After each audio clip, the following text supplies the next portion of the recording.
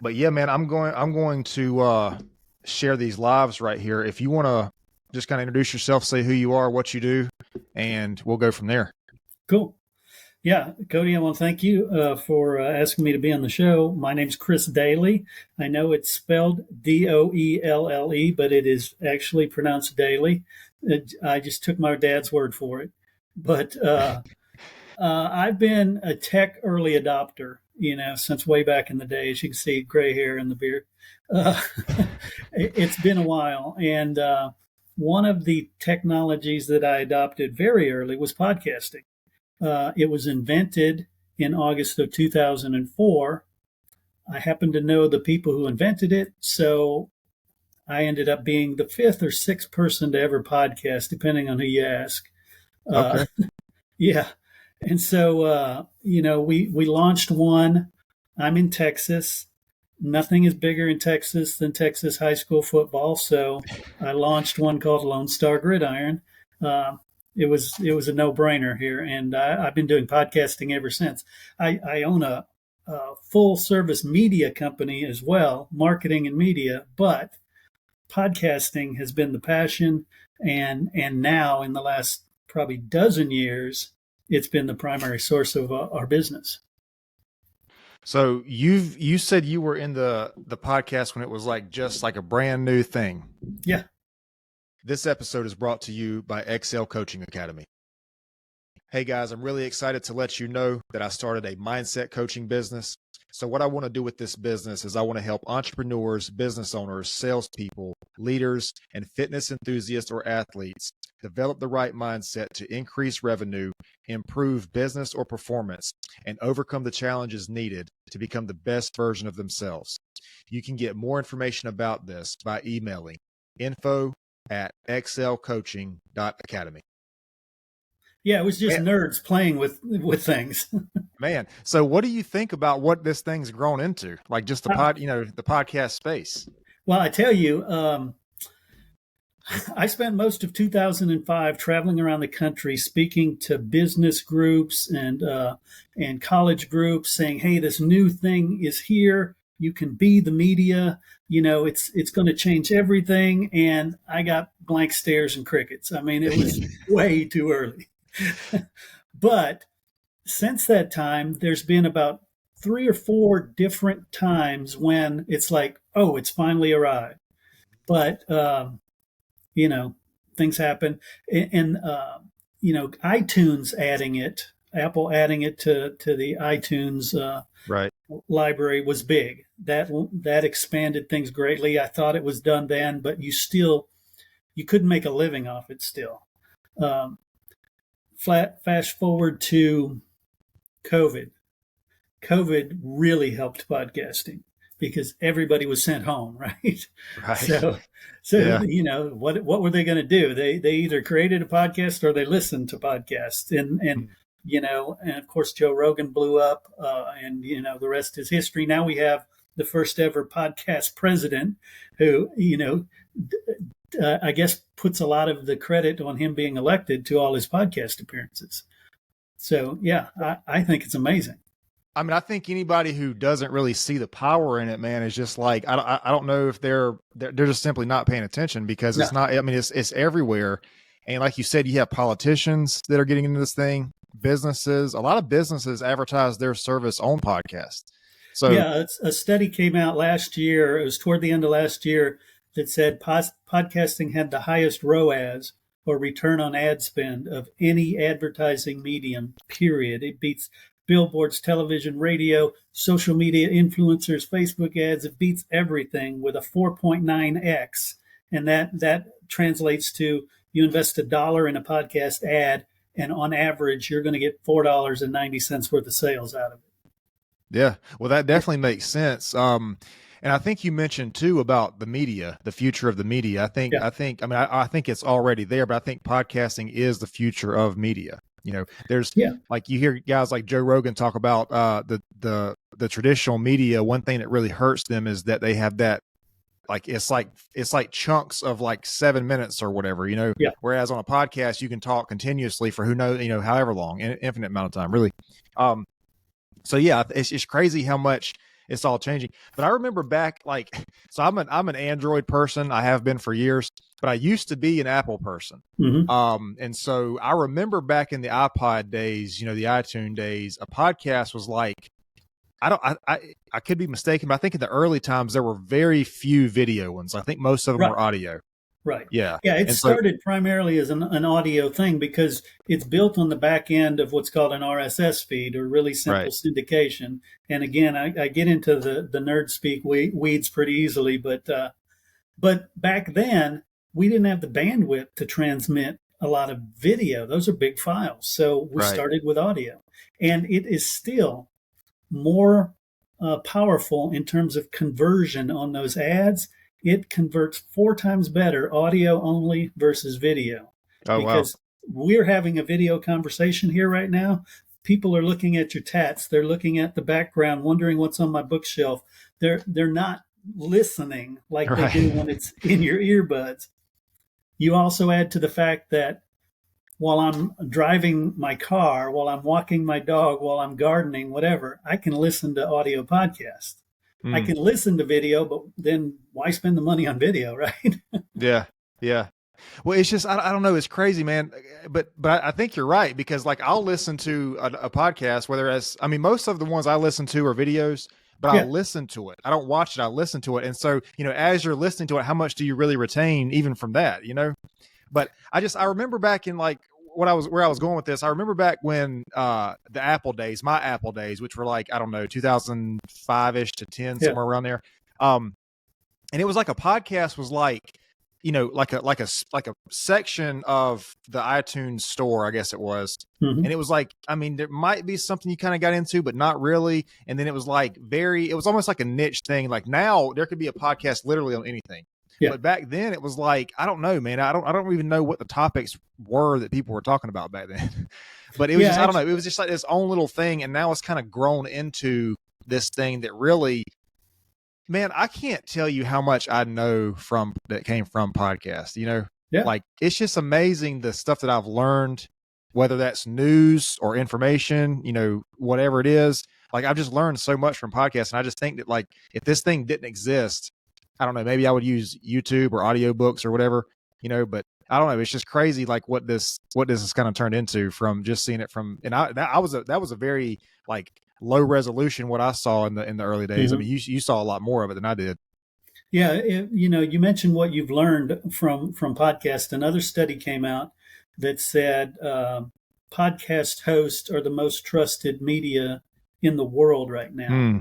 And that's because, you mentioned traditional media. It gives you these segments, and they're all saying word for word, lockstep, what's been sent to them to tell you. And it's polished, and it's Madison Avenue.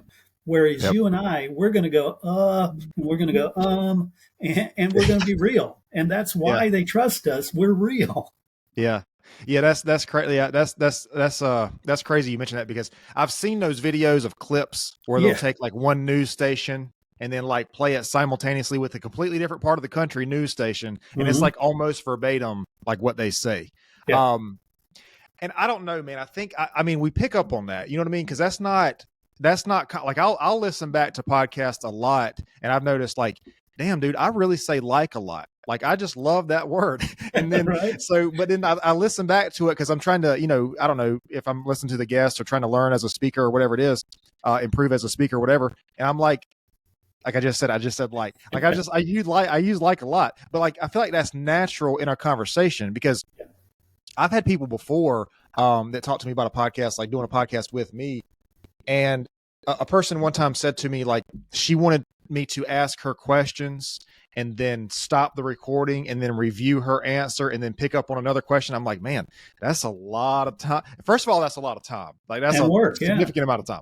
Yeah. And then that's not even like an authentic conversation. I mean, like you said, you go talk to your buddies or whatever, whoever, your wife or whoever it is. I mean, there's a natural flow. That's why I don't know how much you get into the AI space, but they're like the problem now with AI, there's a couple problems that I think people are concerned with. But one thing is that it can take a person's voice and essentially make a speech in that person's voice. But at least the ones I've seen, is still not natural because there's something that's like, something's off with it. It's not like a natural conversation. I was going to say, I don't mean to interrupt you, but that's part of the beauty of podcasting. We talk over each other. It's real. But you mentioned AI and audio. I do a ton with AI. Okay.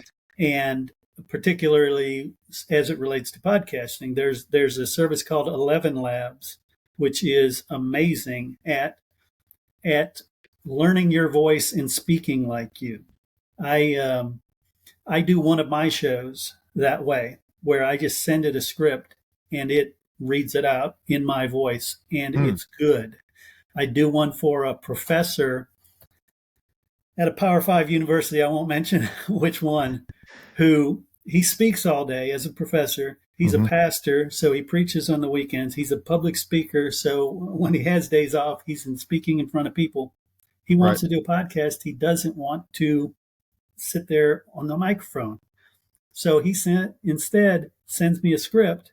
I trained 11 Labs on his voice, and now every episode comes out in his voice, but he's never said those words.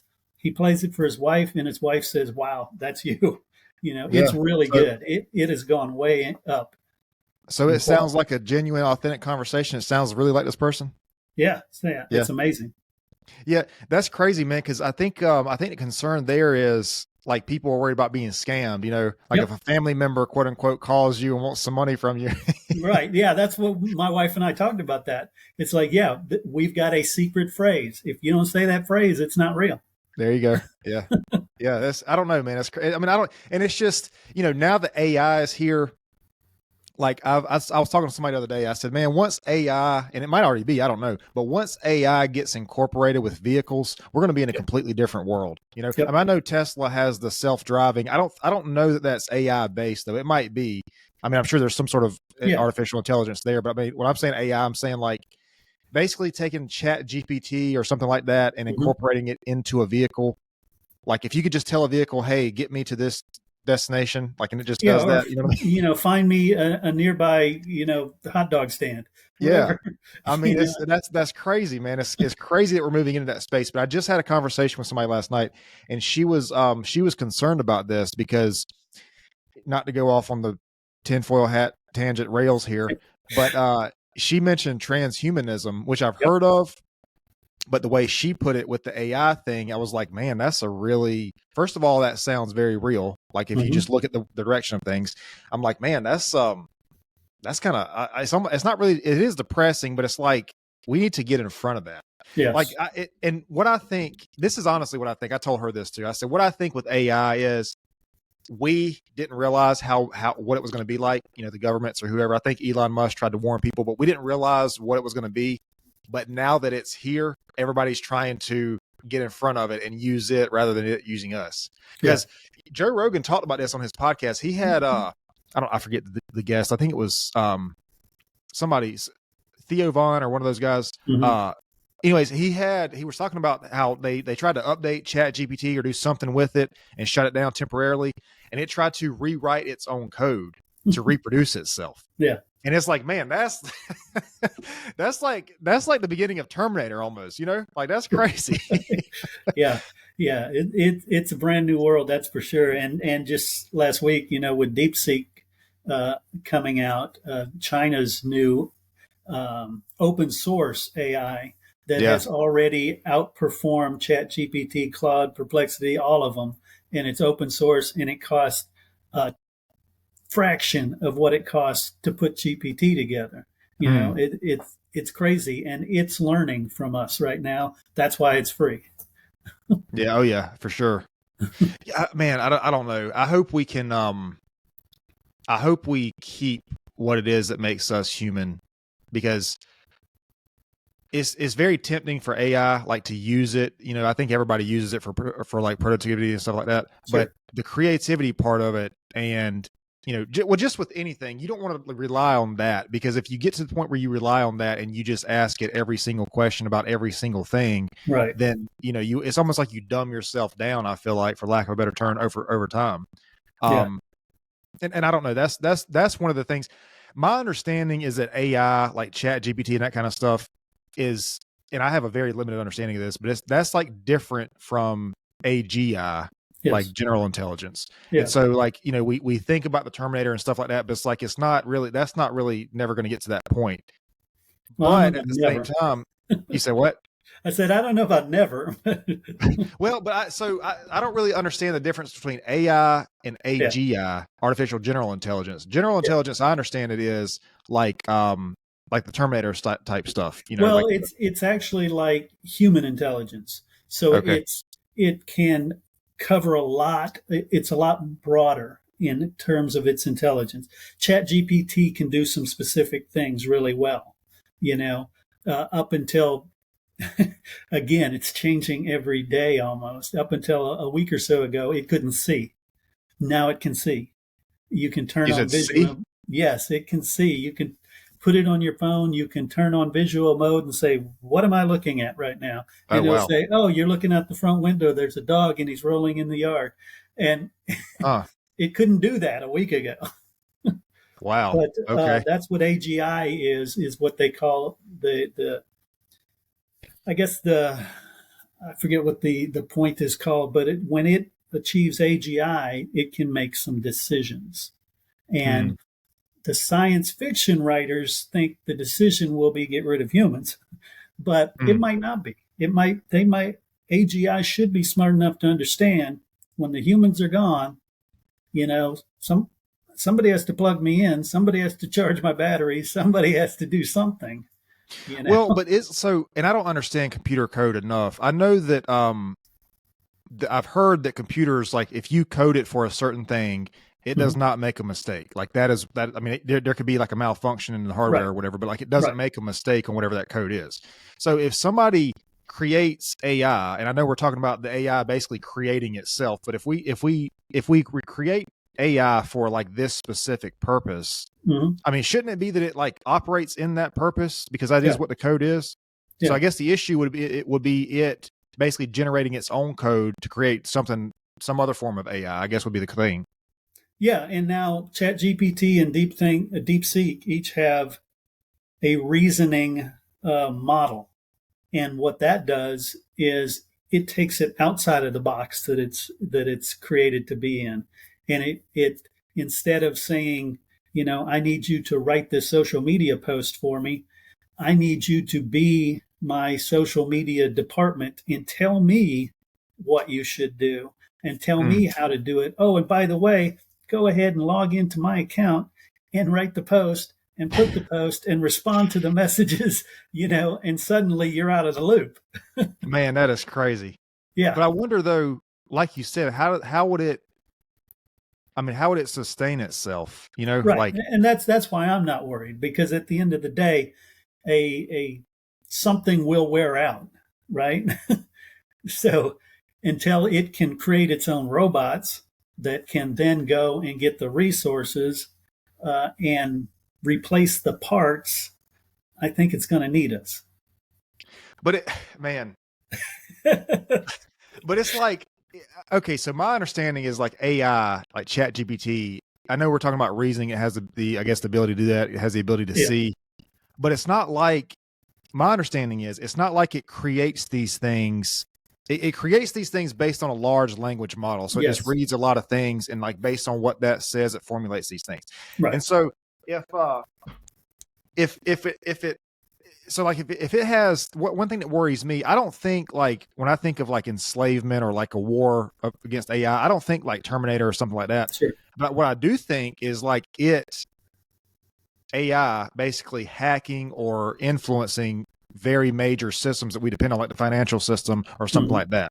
Because essentially what you're saying is if AI can read the internet or the majority of the internet and base things on what the internet says, a condensed version of it, it can also look at things like, financial statements and say, oh, this is obviously a very important thing in this this society. And it can look at like medical things, the power grid. That's kind of what's like what I personally fear about it. I mean, we have movies like the Terminator and the Matrix and all that kind of stuff, and those might be entertaining or informative or scary or whatever it is.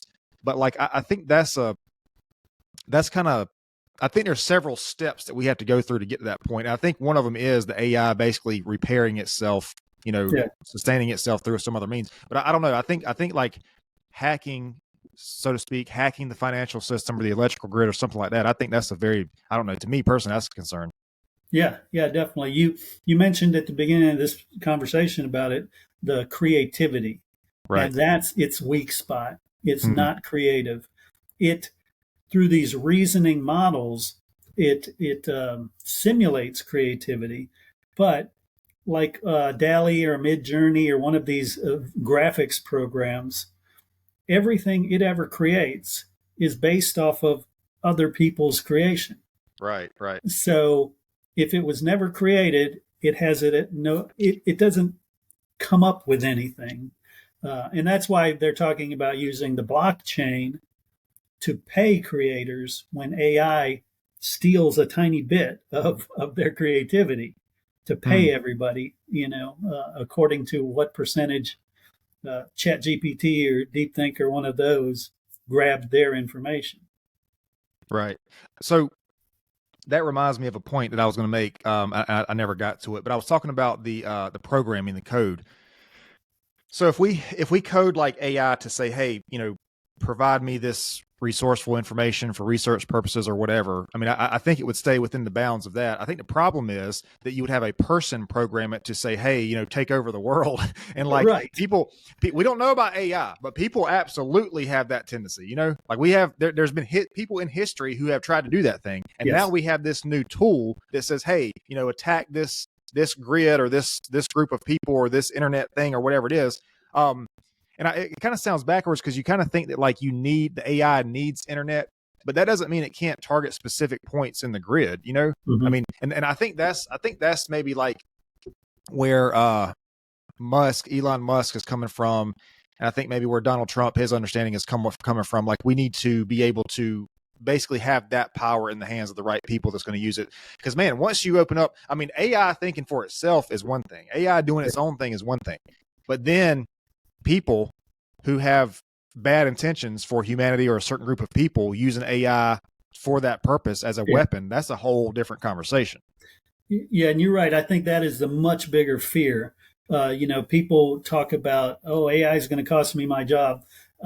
Only if you don't learn AI, right? Right. So the people in any industry, if you know AI, you're the one in charge. So if your industry is evil dictator, yeah, and you've got the best AI, who cares about who has the best fighter drones?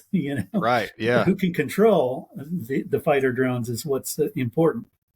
Well, I feel like, I don't know, man, so much has changed, from the last World War. So much has changed since then. And there's been a lot of talk in the past decade about World War III or whatever. And I feel like, I think that if we're not already there and it's happening and we don't know about it, I think it would be like a technological thing. Oh, I guarantee World War III is a tech war, and Right. It's already underway. Yeah, for sure. I mean, I hope at least that the days of people going to the front lines and dying for a war, I hope those days are over. I mean, I don't know that war is ever going to be over, but now it's going to be like a tech thing, like a cyber war, like the grids and all that stuff. And what's crazy is, man, like you've had these, over the past years, you've had like these outages, these internet outages and stuff like that. And I just wonder, like, is that a natural thing? Was that an error somewhere, or is that an act of war? I mean, you don't know. But I think they would be smart to not advertise that war is going on, because I think that would be mass panic. I think that's like a war that we've never had before. A cyber war is something we, at least to our knowledge, we've never had it. I mean, and then it turns out it's the preppers who are the only one ready for this, right? Yeah. I mean, I live out in the country. I have chickens, so I'm good.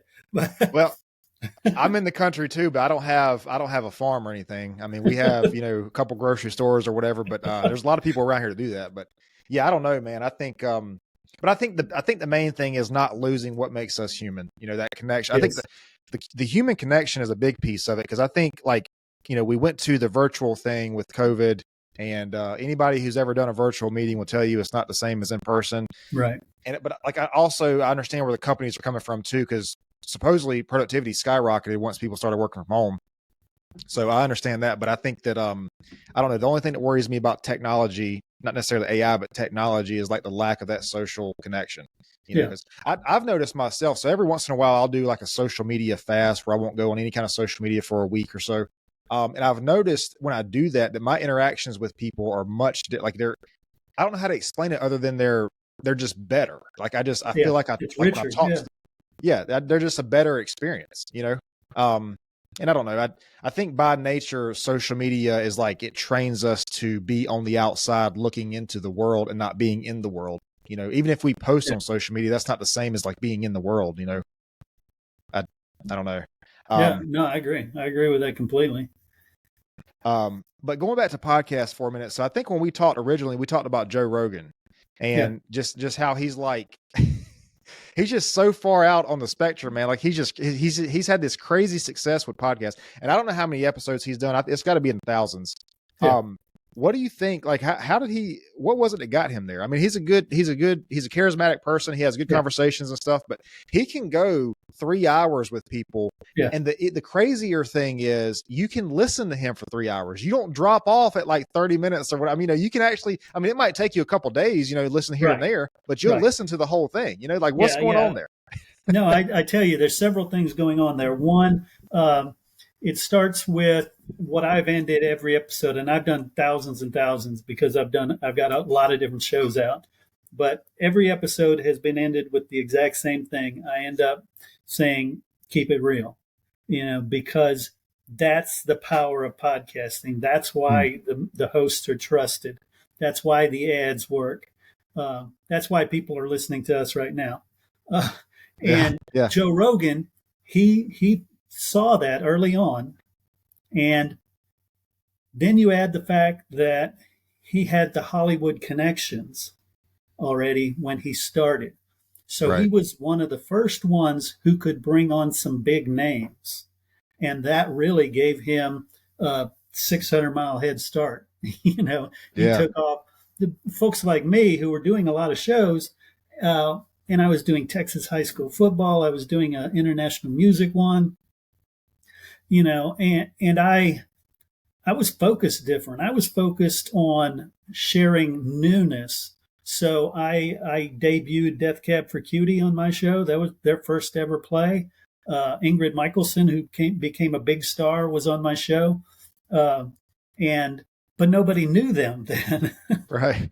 So it didn't help my ratings. It helped them.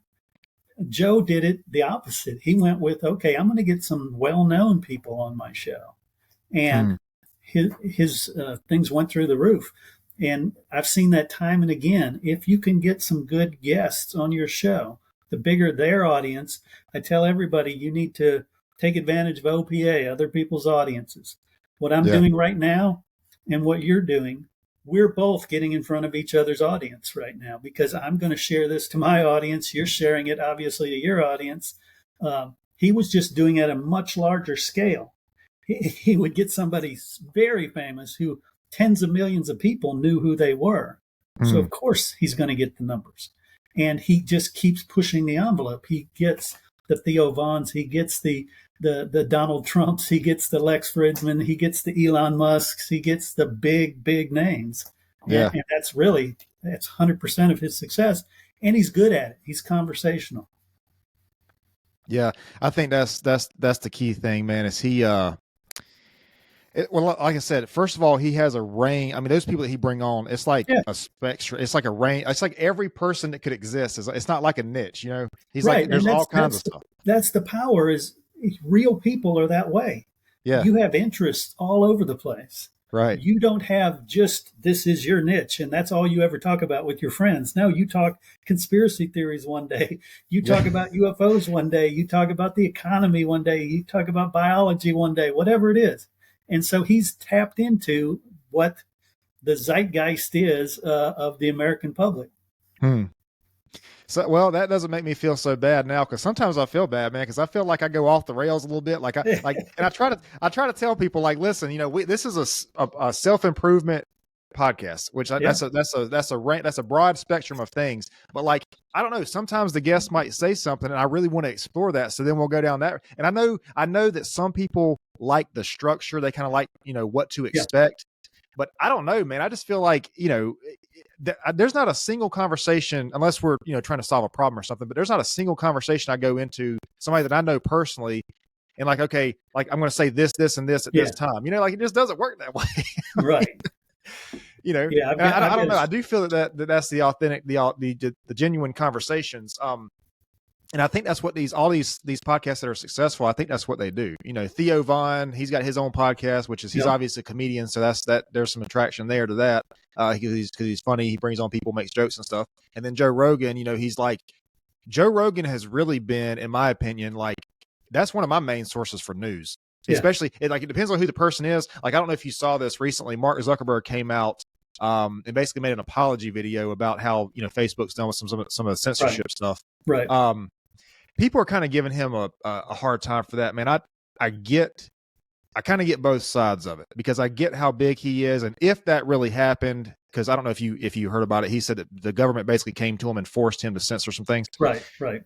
I understand kind of where he's at, but I also understand that it takes a lot of courage for him to go on Joe Rogan and come out to the open, or even to Facebook. I think he went to Facebook first and said it. It takes a lot of courage for that. He could have just swept it under the rug and just said, "Hey, we didn't do that," But I don't know. I kind of get both sides of it because at the same time, like he shouldn't have. I don't think he should have entertained that. But we don't know. We don't know what was going on there. We don't know if there was some threats. There are a lot of people who are saying that, he's just like, oh, well, I was on the wrong side. I better jump to the right side now. Yeah. And that's, that's kind of, I don't necessarily respect that part of it, but, I just think about what position I would be in if I had a platform and the United States government came to me and said, "Hey, we're forcing you to do this or else." Yeah. I mean, that'd be a very intimidating space to be in. I mean, who do you go to at that point? Like, who can you call for help? Yeah. I mean, it's kind of sad when you think about it. That has to be illegal. It's got to be illegal. But well, and Elon had the same confrontation. He chose a different path. Yeah. Right. He said, "No, I'm doing it my way." That's true. Yeah, that is true. I mean, he could have, because they both had the resources to work with, the finances to work with. So he could have definitely done that. But I think that just highlights too the fact that we're starting to trust these long form podcasts even more because the fact that that's the platform, and I understand that Joe Rogan is the biggest podcast in the world, but the fact that Zuckerberg went on a podcast to discuss this, I think that just highlights the fact that is where the trust is built. I think Elon Musk even put, but this was about social media, not necessarily podcasts. He put on X shortly after the election that he said, "You are the media now," meaning we, the people of social media, are the media now. And it's, man, it's crazy. I can't even believe that these mainstream media companies are still around because so many people are going to the long form podcast. Well, and they're laying off a lot of them because it doesn't make sense, their model anymore, to have a big building full of people and pay for all that when you and I can produce a better quality show using Riverside sitting at home.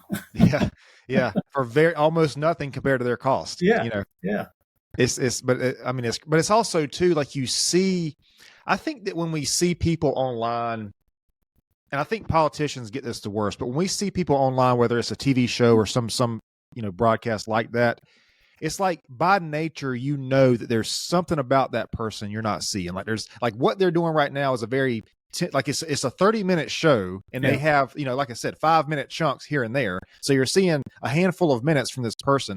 Like, we know subconsciously there's something we're not seeing from that person.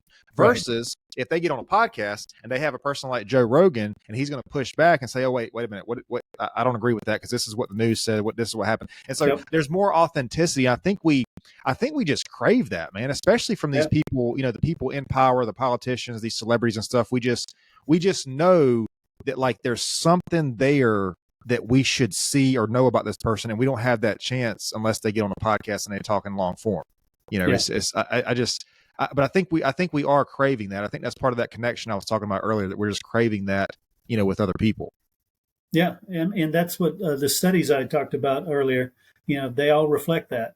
People crave that, and we're delivering it right now, which is why my company is spending a lot of time now helping people launch, grow, and monetize their podcast, because it's such a powerful medium that I don't care what business you're in, you should be podcasting right now.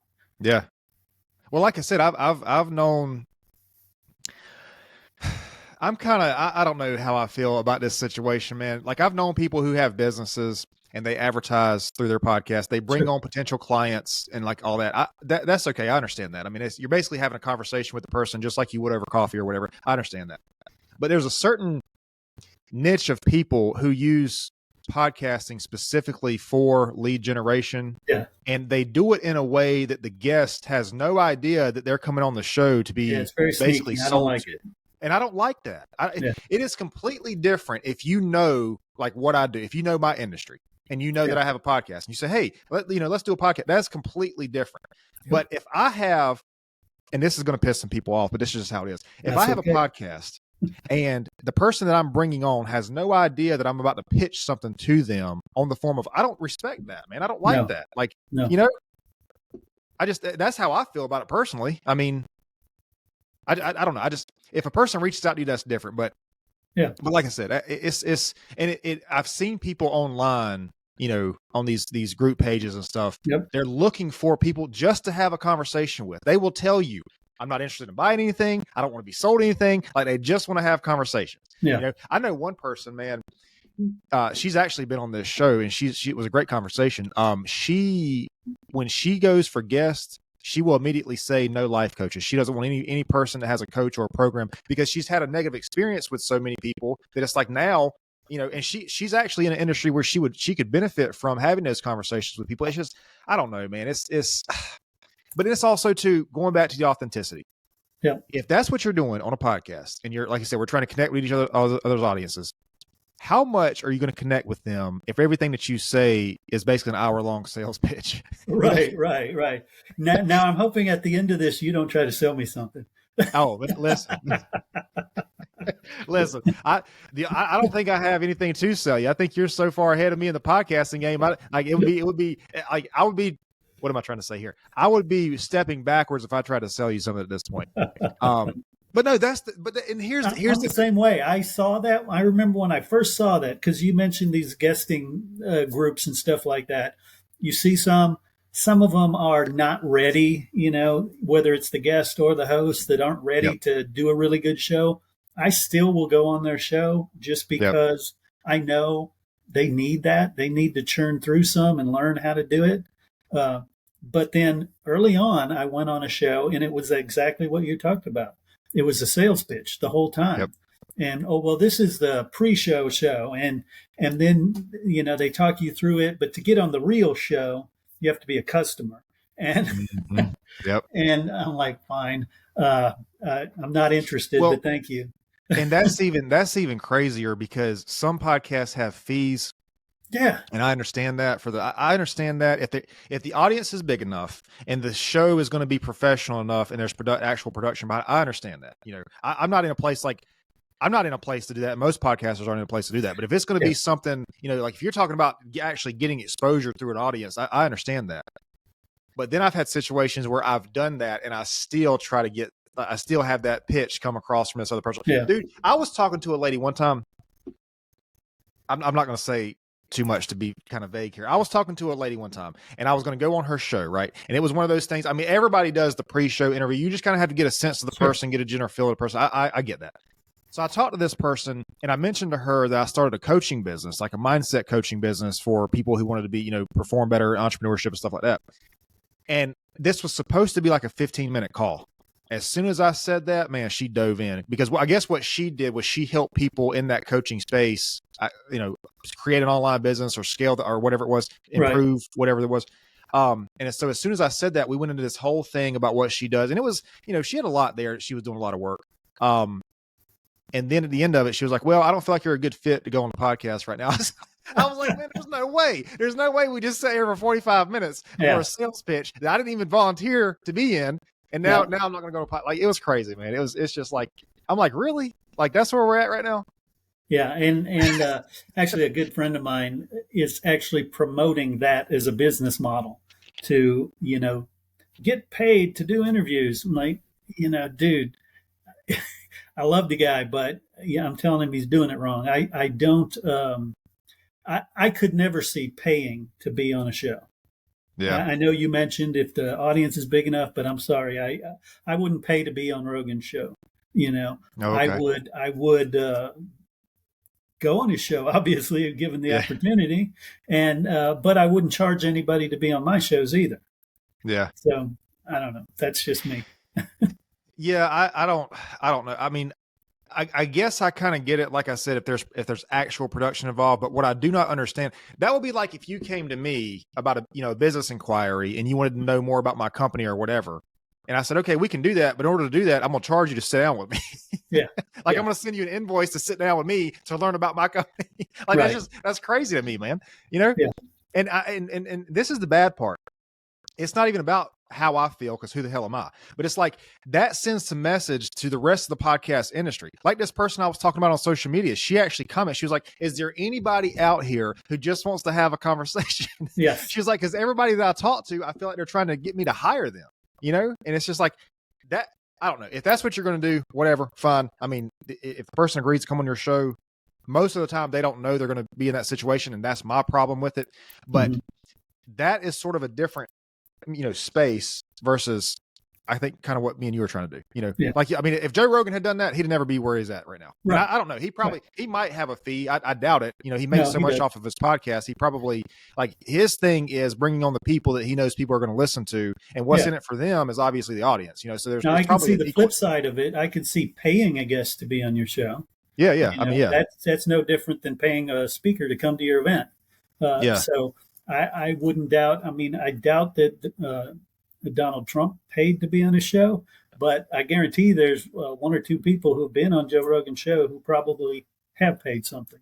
Yeah. Well, I mean, I imagine, and like I said, his show is more of a business. I mean, they have been paid. Sorry, I got it backwards. Yeah. Yeah, I got you. I mean, yeah, his show is more like a business. Like he's actually making pretty good money off of his show. Yeah. I don't know, man. And it's I guess it's maybe hard for me to comment on what I would do in that situation, but I'm not in Joe Rogan's situation. But I am in a situation, I'm in a similar situation to these people I'm talking about here, and I know that I'm not going to do that. Right. I don't know. I just. And I haven't been in the podcast space, again, just to kind of play devil's advocate here. I haven't been in the podcast space long enough. I mean, I think your episode is going to be roughly episode 80, which that's not nothing, No. The average podcast or 95% of podcasts never make it past episode 11. So that puts you in the top 5% right there. Yeah. Well, man, gosh, I remember, my first podcast that I did, I actually did solos, and those are kind of, I don't know. For me, those are difficult. But I don't know. I did a couple solos, and then I deleted them off of everything, and then I did my first guest. What's that? They're tough early on, for sure. Oh yeah. Well, I mean, you have to know a lot about whatever it is that you're going to talk about. You have to know, because you're the only one talking, Yep. And then I don't know. It's not really, to me, it's not really as engaging, because like you said, there's different people coming on or whatever. But then I did my first guest, and I was like, okay, this is a lot better. Like, I like this a lot better. But I don't know, man. I think sometimes I'll listen to little clips or whatever from the first 10 or 20 or whatever it was, and I'm like, man, this thing has changed a lot since then. I mean, it's still I don't have a production team, at least right now. I don't have a production team. It's still just me, but just the things that I've learned about podcasting, it's just it's changed, so, I mean, when you do 80 of anything, hour-long things, and then there's minutes of editing after that, I mean, you're going to learn some things. Yeah, no doubt. And it shows. I mean, I haven't seen your early ones, but I see the way you comport yourself now and the production quality. So yeah, I mean, you're doing something right. Well, I appreciate that, man. I think one thing I do is, when I go on a guest show, if I'm a guest on somebody's show, I'll listen to it to try to learn. Yeah. Man, the first guest episode I ever did was it was terrible. There was the ums and the uhs, and you go on a person's show, you don't really know what to expect. Here, it's almost like I think my responsibility as the host is sort of to guide the conversation and let the guests feel comfortable on the show, because sometimes I'll talk to people and I know they're a little nervous, and I get it. Yeah. But I think if I'm doing my job as the host, I'm sort of taking that stress level down, and hopefully they feel comfortable and we can have a conversation, whatever. But when you're a guest, man, you don't really know what to expect. And I remember that first guest episode I did, there was the ums and uhs, and I was like, oh my God. So I listened to it. And the next time I went on a show, I was a little bit better, still had the ums and uhs. And then, just, you hopefully you learn from each one that you do. Yeah. And it's the same thing with the host, but, I don't know. I really like the hosting. I like guesting. I like being a guest on other show, but one thing I don't like about some people, and I have no, it's nothing against it, it's just not my style. I don't like the series of questions. Like I don't like, question 1, 2, 3, because I don't know. I feel like at that point, if you're asking the same questions to everybody, is, first of all, it doesn't give the guest an opportunity to really present their knowledge, this like specific to them and their industry. And then I feel like at a certain point, man, it's kind of like you're having the same conversation with everybody, I don't know. And it really downplays the importance of the host.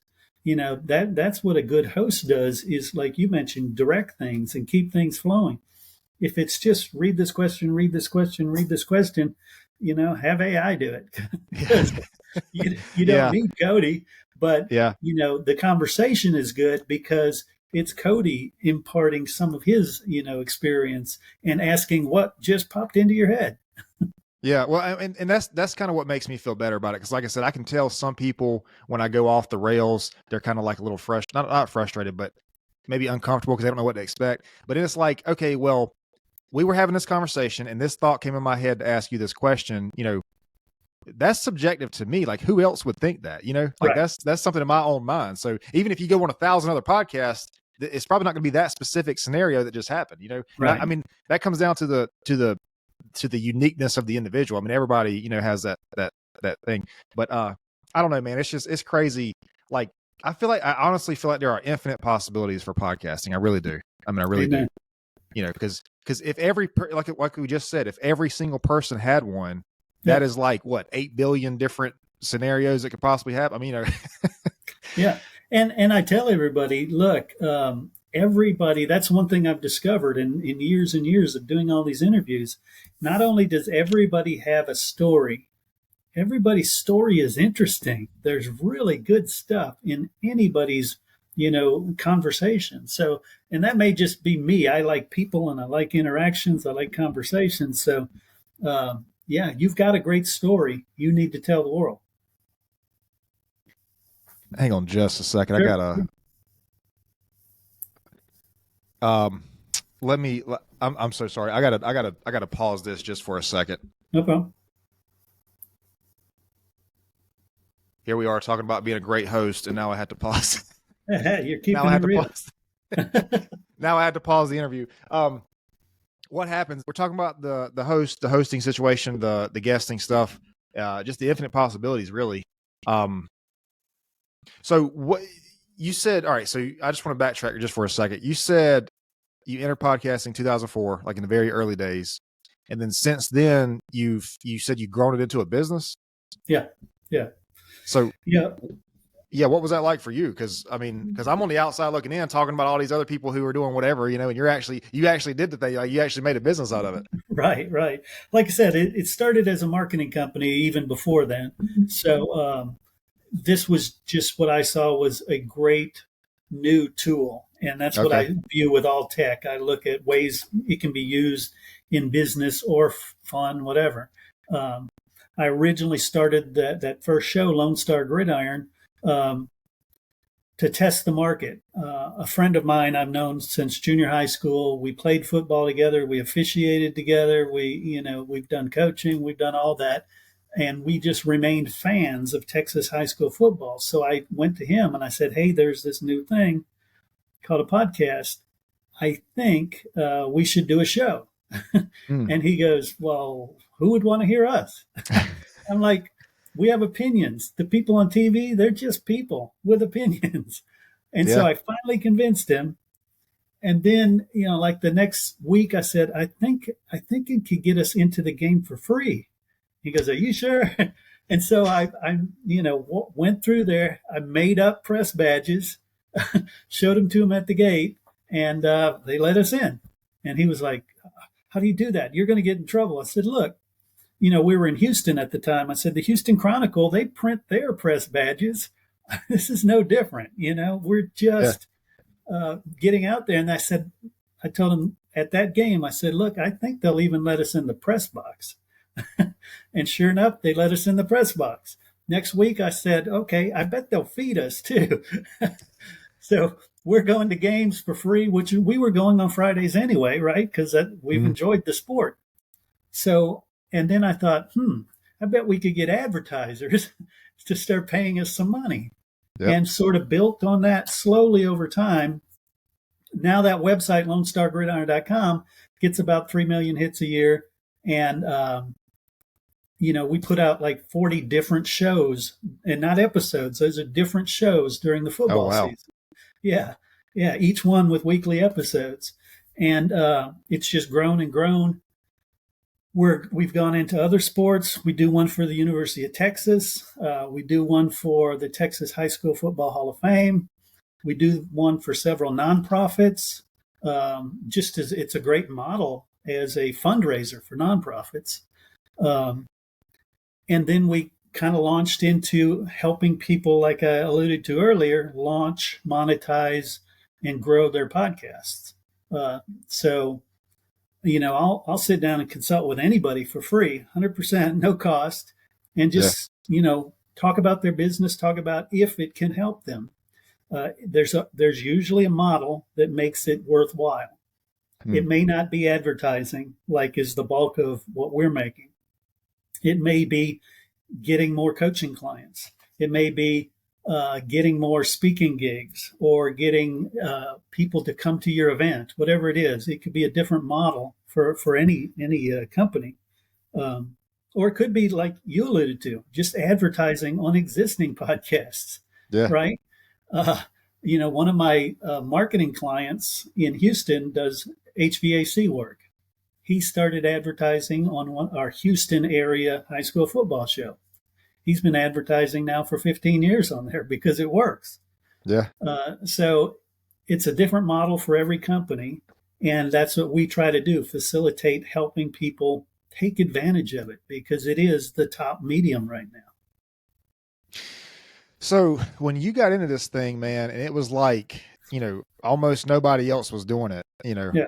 I mean, how is that compared to now, where like everybody's doing it? And, so when you hear somebody start a business, like they'll say things like, well, the market's saturated and there's a lot of people that's doing this.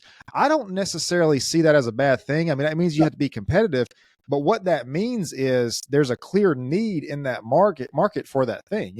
Like people wouldn't be going to start all these businesses of this same industry if they were not making money at doing it. So there's a need for it there. But then it proves the model. What's that? I said, it proves the model. So what? And early on, like I mentioned, in 2005, I was out there trying to pitch people on it.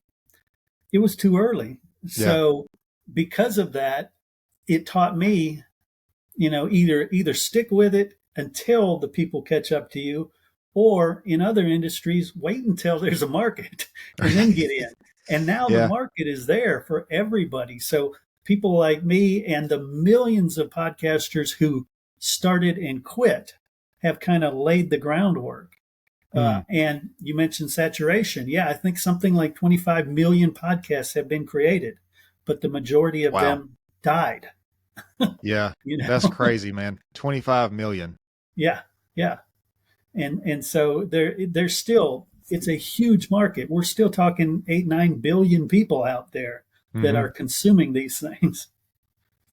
So we talked about Joe Rogan, how he's like very, very successful because he's basically got the reach, the audience. He has the audience, I think, because he knows the people, he knows the celebrities and stuff. So the average person, like with the podcast you've seen that's really successful, or just content creation, not necessarily podcast, but just content creation. I mean, what do you think it is that sets those people apart other than like consistency? Because I'll talk to people who had a podcast. They're probably in that, range that didn't make it. And they're like, oh, well, I stopped doing it because I couldn't monetize it, and people that I've known that have had a podcast that's monetized, like it takes a while. I mean, I've heard some people say a couple hundred episodes before they even make $1 off their, a couple years worth. But anyway, what do you think it is that sets like just the average person, not the Joe Rogans, but just the average person that actually has, the 10,000, 100,000 plus followers on their show? What do you think what sets them apart? I think it's like you alluded to. sticking with it is the biggest thing. Staying committed to doing it. If you see a lot of people, they'll go out there, they'll put out 5 episodes within a month and a half, and then crickets for 6 months. You can't sustain an audience that way. Get a bunch in the can so you can take off 5 weeks, and have them scheduled. The other beautiful part about this RSS feed is it can release while you're sleeping or on the Bahamas, wherever. Yep. Do that consistency. I know Joe's probably done more to hurt podcasting because he is so broad. Yeah. Because people go, oh, I'm going to go broad. That works, one, if you can stick with it. I do a show called Lunch with Chris, and it's like that. It's just me talking to whoever, and I've talked to celebrities. I've talked to Hall of Famers in sports, all kinds of different people. But, it's still not ready to monetize because it doesn't have the audience yet. So it's hard to monetize when you're wide. When you're niche down, it's much easier. So like I have somebody we do a podcast for that is very hyper local to a very small community. That one's easy to monetize. It's who the business owners are in that community. They want to advertise there. Same thing I alluded to the HVAC company that advertised in the Houston show. Mm-hmm. It's easy. You pick up the phone book in Houston and you've got plenty of opportunities to monetize. If you're talking about volleyball, I do a coach for 6-time NCAA champion volleyball coach. Yeah, you go to the volleyball, the Baden companies, the net companies. It's easy if you've got a niche. Yeah. So that's part of it. It's kind of a balance, and that's where that initial consultation comes in. Is we look at your business model and decide, should you be niche down or should you be broad? Can you carry a show by yourself or do you need guests? And if you have guests, who are the guests? Is this subject matter people are going to be interested in, or will you lose half your audience next week because it's a different subject? Yeah. Man, yeah, I don't know. I think of the podcasts I listen to like consistently, and they're pretty, other than Joe Rogan, they're pretty, one direction. It's usually health or fitness or health and fitness usually go together, but health or business or culture or whatever it is, it's usually on that, in that space. I guess maybe that's one thing that, because I see self-improvement as a broad spectrum. Because we talk about a lot of things on here. We talked about AI today. We've talked about, a lot of things on here, but then we also have the dating conversations. We have the business conversations, but I don't know. I feel like dating is self-improvement. Like you improve, if you're going to be in a successful relationship, you have to improve yourself at some point. I've had multiple dating coaches say that, an intimate relationship is a mirror to yourself. It shows you, what you need to work on in yourself. Which of course none of us want to hear because, because, that's just the reality of it. But, I don't know, man. I like me personally, I like to keep it a little bit broad because I like to have just different conversations. But I do see I guess maybe the weight of that, the weight of because I don't know. But like I said, I'm also in a position where I'm still sort of starting out on this thing. So it's not like I have a tremendous responsibility, I feel like, to stick to a very narrow thing. But I don't know. I think that I know when in my landscaping company, when we started to zero in and focus on our niche, that's when we saw a lot of growth from that. Because I don't know, if you're doing everything, you're probably not doing anything. I think, right? I think with your show, though, it makes sense because you're talking about self-improvement. Yeah. And as long as we don't spend an hour and a half talking about aliens, that doesn't. Well, we got close with AI. We got close. You're right. But again, that's important because we also alluded to the fact that you better stay ahead of this stuff. Yeah. But it really comes down to being that, like I said, who we are as people, like holding on to that. And I think, though, that you will have or have gotten some coaching clients out of it. I can't see why it wouldn't make people feel comfortable with you. and then Yeah. say, oh, I want to learn more about what Cody does. And then Yeah. they go to your website.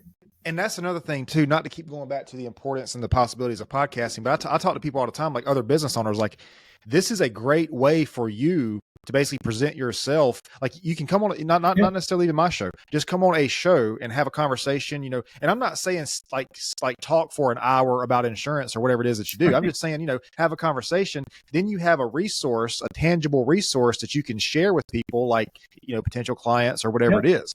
You know, I mean, that's just, again, going back to the authenticity thing, man, because we see people as salespeople and we just like, we're automatically on guard, you know. Yep. But if we see that person open up like, oh, this is an actual person, they have a family, they do this, they like the same things I like. I mean, that's a whole different, I feel like that's a whole different ballgame, you know? Yeah.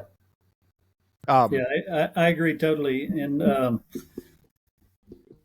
yeah, I had a loss there. Yeah. No, yeah. Well, I'm not going to keep you too much longer anyways. I know we only had a little bit here, and I had a hiccup. So where do you have website, social media or anything? I know you said you have a couple podcasts.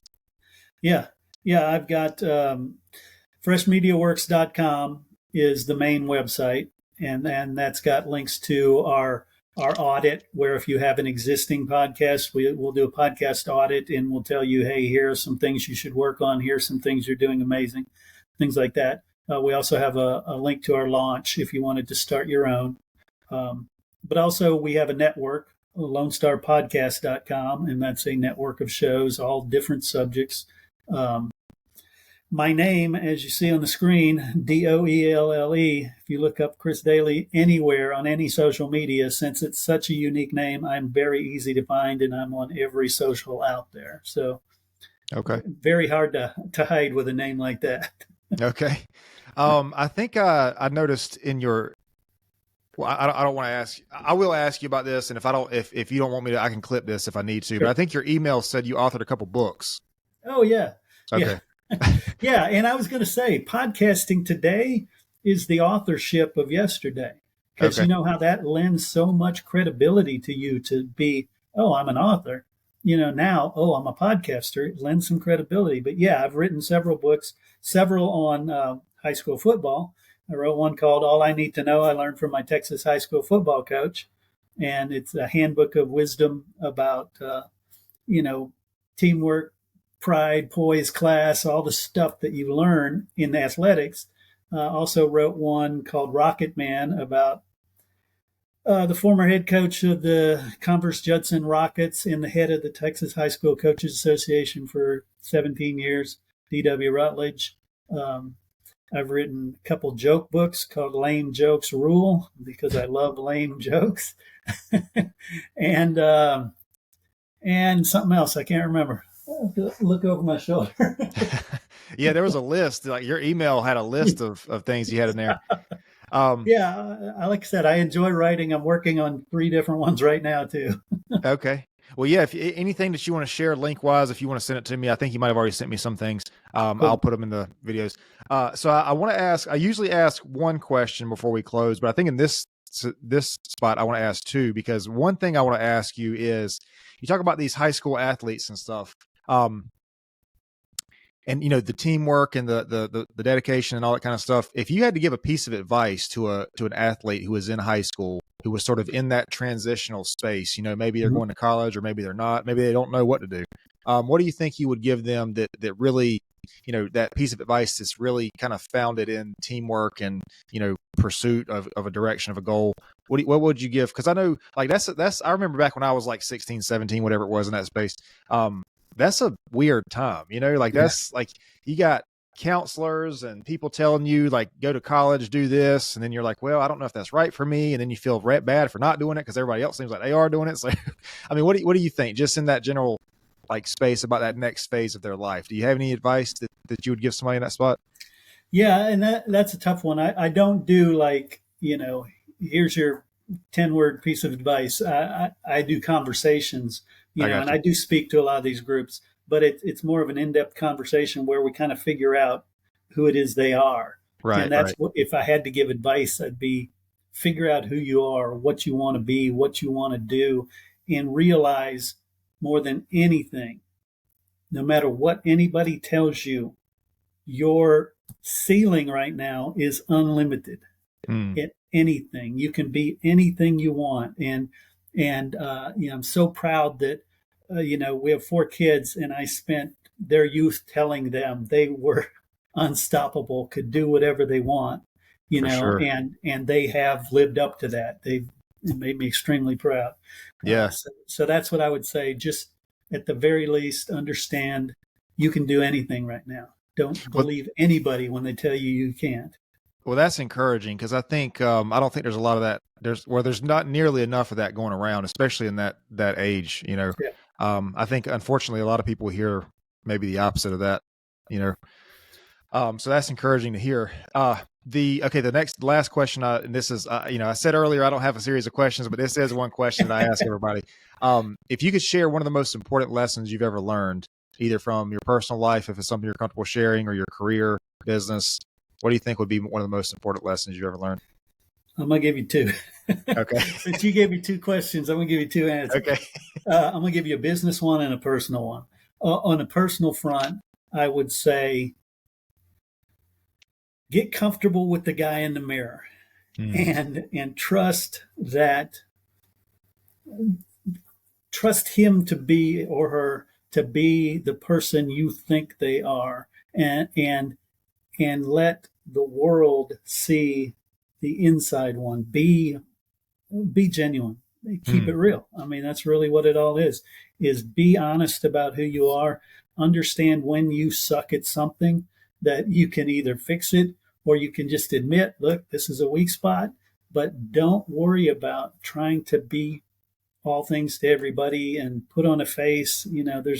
Life's too short to pretend. For sure. Yeah, for So be sure. honest. In business, simple advice that I got early on, and I love it. One of my first customers was telling me, you don't charge enough.